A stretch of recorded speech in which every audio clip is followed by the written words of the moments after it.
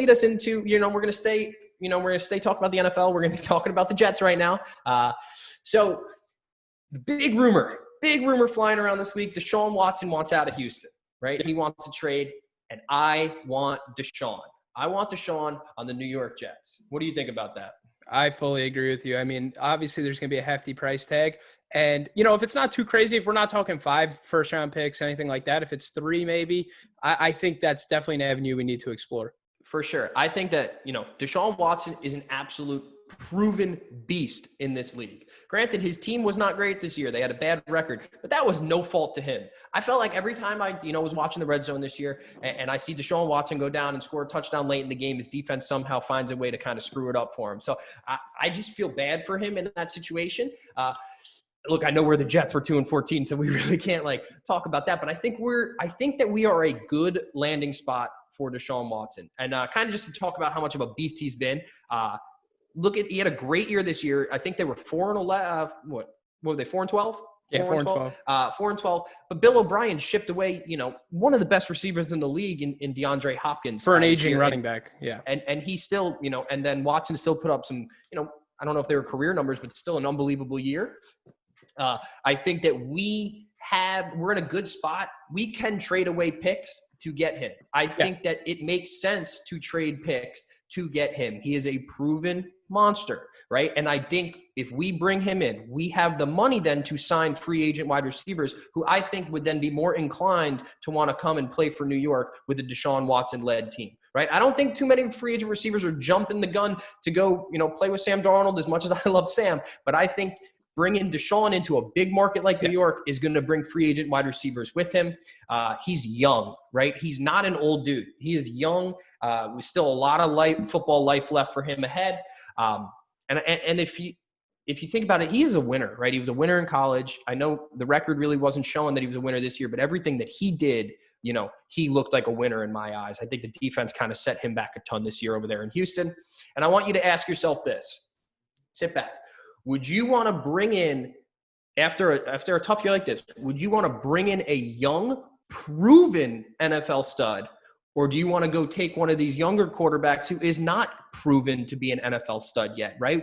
You bring guys in, they're busts sometimes, right? Deshaun Watson is a proven stud in this league. I would love to see him in the green and white next year, and I think you feel the same way about that. Yeah, so this is my take. I like that you mentioned that we're a possible landing spot, right? Do I think he's going to get moved at the end of the day? No. But in my eyes, there's only 3 teams that can make this move, and it's the Jets, the Jags, and the Dolphins. The Jags aren't trading that first pick. They're taking Trevor Lawrence. Take them out of the picture, right? That leaves the Jets and the Dolphins. The Dolphins could, offer a package similar to Tua, the number 3 overall pick, and I think the 18th pick this year. That's a very attractive package, but who knows if they want to move on from Tua after 1 year. But what the Jets could do, we have 4 first-round picks in the next 2 years. I don't think Miami moves away from Tua, by the way. No, I don't either. Cut you off. No, I don't either. I think that we could hypothetically offer the number 2 overall pick, which literally the value there is no better trade chip in the NFL because Jags aren't trading 1. So number 2 pick, Seattle's pick this year, Sam Darnold, and if you want to get crazy, even the Seattle pick next year. I don't even know if it could be that much, but we have the ammunition to do it. We have the cap space to extend. He's already extended to extend some receivers, like you mentioned, get some guys in here. But I think the most interesting part of this all is there is a little bit more smoke than people see. I just want to read you this timeline. So on January 3rd, Adam Schefter tweeted that the Jets are going to make a big trade this offseason, right? Nobody really knew what that meant. Most people are thinking Sam Darnold, but just keep this in mind. Then on January 6th, the Jets interview Bieniemy, right? January 7th, Rappaport tweets that Watson's unhappy in a situation in Houston, that he wanted to be involved in this GM search, this head coaching search. They hired the GM without his approval. He tweeted, was unhappy. They've been trying to contact him, no contact. He's away on vacation, it seems, but just won't return their calls. Then it comes out that Deshaun Watson wants Eric Bieniemy as his head coach, and that the Houston Texans did not even reach out or request an interview with Bieniemy, just fueling this fire more. And then furthermore, January 8th, last night, or yesterday during the day, on a Boston radio show, we're in New York, the equivalent to our WFAN, basically Christian Foria, I think he was a Super Bowl champ, played up in New England. He went to Colorado, which is where Eric Bieniemy went to college. That's his alma mater. And he said Bieniemy wants nothing to do with the Texans job, but furthermore, Bieniemy wants the Jets head coaching job and will be the Jets' next head coach. Obviously, that's not set in stone, but there is some relationship there. So who knows? If we get Bieniemy, that could usher in an era of Deshaun Watson football in New York, and that's something if you're telling me Eric Bieniemy and Deshaun Watson, I feel like Hawkeye in Endgame, like when he's like, "Don't give me hope," right? Yeah, exactly. That would be pretty hopeful for the Jets if we bring those two guys in. So I think that is a good segue kind of into our next topic. Obviously, we're going to talk, who the Jets have brought in to interview so far. And before we get into that, because I think that's kind of where we're going here. It's a good transition. Joe Douglas was on Boomer Esiason's show the other day, and he said, he did explain that he does have love for Sam, right, as a player, as a person. But he did make it known that, Sam is not definitely with the Jets next year, which we all knew, but for the GM to come out and say it, and he said it is going to be a decision by committee with whoever he brings in. So obviously Joe's been conducting some interviews so far this week, and you want to tell us a little bit about those, Mark? Yeah, absolutely. So I'm going to break this into a couple categories. We have the interviews that are complete. We have upcoming scheduled interviews. We have requests that haven't been scheduled yet. And then we just have some question marks. So the interviews that are complete. And there was one absolutely wild interview that happened. This is probably the first one. So there's been 3 that are complete. Marvin Lewis came out of nowhere. Trash. Please, no. That's the only guy on this list that it's like, please don't hire. Joe Douglas, if you want to be the Bengals going 8-8 every year and losing in the first round of the playoffs, that's what we're looking at. Please do not hire Marvin Lewis, and I don't think he will. No, I don't think so either. And then the other 2 completed interviews, you have Eric Bieniemy that we mentioned. I think that would be a great hire. They keep saying they want the CEO culture builder, and I do think that's a characteristic more of defensive coaches. And I think of all the offensive candidates that could be our head coach, I think Bieniemy is that best culture building. So if you want that offensive coach, but at the same time you want that culture builder, I think Bieniemy is a good choice. There are some red flags in his history, but I think it's time that he gets a head coaching job. And then besides especially just to kind of bounce off of that with the offensive-minded head coach, right? The league is an offensive-driven league, right? Yeah. The last time the Jets did have success, we were a smash mouth, run the ball, and, have unbelievable defense. But, as much as great as it is to have an unbelievable defense and run the ball, it is a pass-driven league. So I do kind of side with getting the offensive-minded head coach. I know Gase was the QB whisperer, and that didn't work.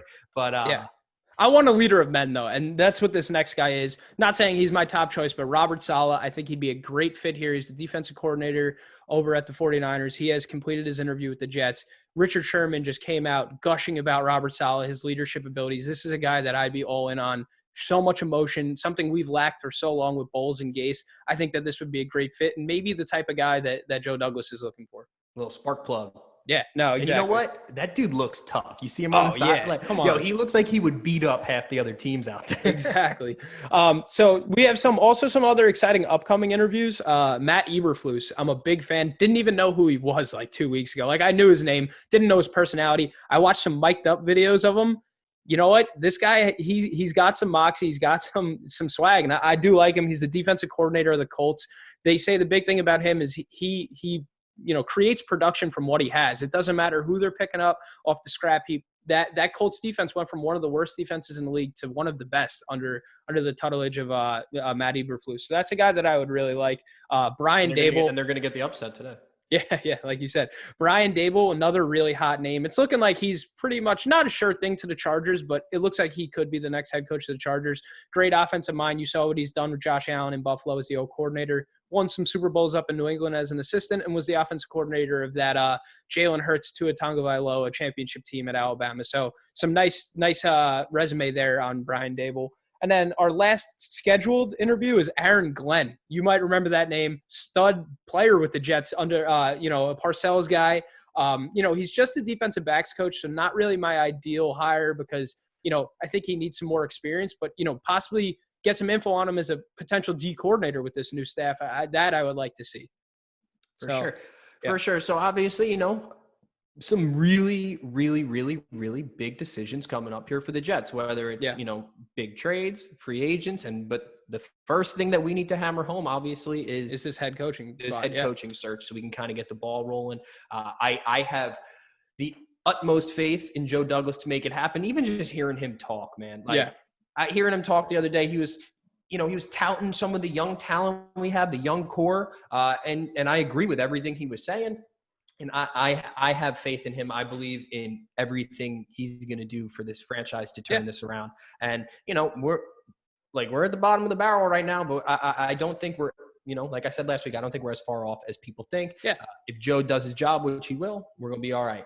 But before you go on, I do want to quickly just finish this list.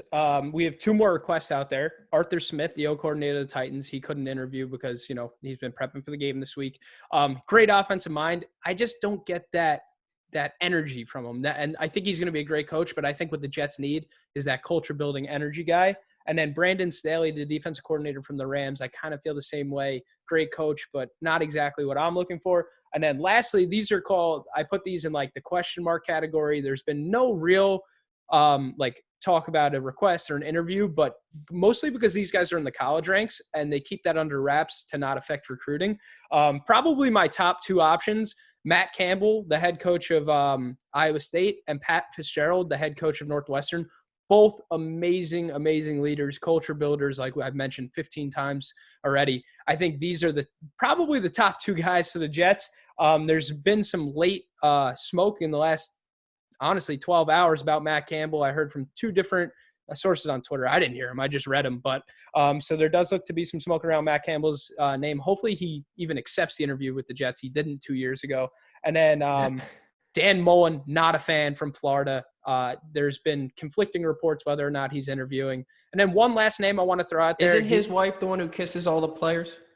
Yeah, she gives him a we nice got hug, COVID. Yeah. We don't need Dan Mullen with COVID out there. And then super spreader.